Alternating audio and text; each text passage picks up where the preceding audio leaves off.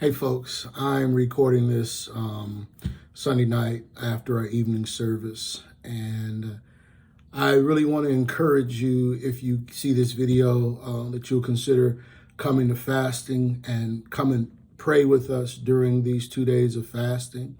We're going to be meeting here at the church from 6 to 8 p.m. Monday and Tuesday, breaking the fast Wednesday night after service.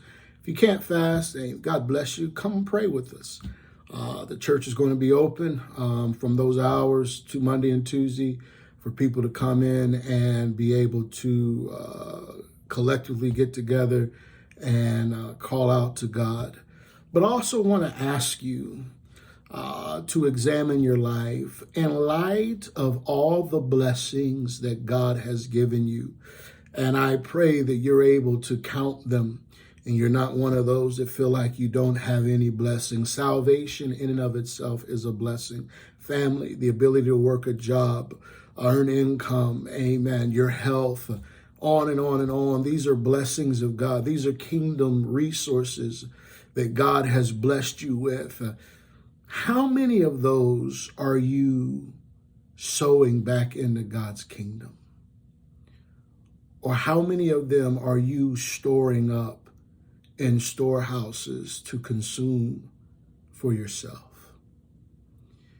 Oftentimes, we don't like to think of ourselves as the man who tore down his barns to build bigger barns. Or we don't like to consider ourselves as the servant who had the one talent and instead of multiplying or investing it, buried it in the ground.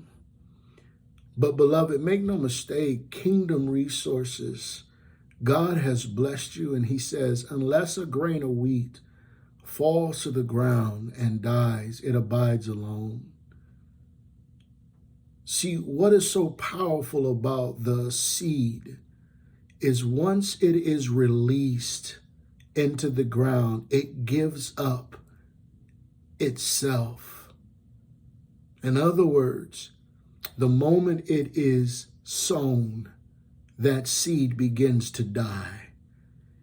It dies to itself. It dies to what it once was. And its outer shell becomes the nutrients that fuel its transformation. Are we seeds on shelves waiting to be sown?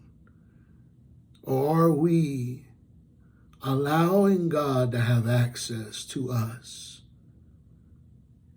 I challenge you this week to come and pray. I challenge you this week to understand that your influence in the workplace, the marketplace, in the schoolhouse, you have so much value and so much potential and so much. And what needs to be understood is you and I, amen, we cannot simply allow that to be kept on the shelves of life. Jesus said, unless a grain of wheat is sown into the ground, it abides alone. And so you and I have to understand something, that it's more than just coming to church. Jesus told that he told the parable of the man who tore down his barns. He said, you fool, tonight your soul is required of you, and who will get all these things that you've stored up? Beloved, I'm challenging you to reevaluate. Some of you are talented, gifted, and what you and I fail to understand is God has deposited those giftings and talents in you. God has deposited those things in you. And if you and I are not careful, we'll let those seeds sit on a shelf and go dormant, never investing them. Sowing is a risk. Sowing is a risk. Every seed that is sown does not produce fruit.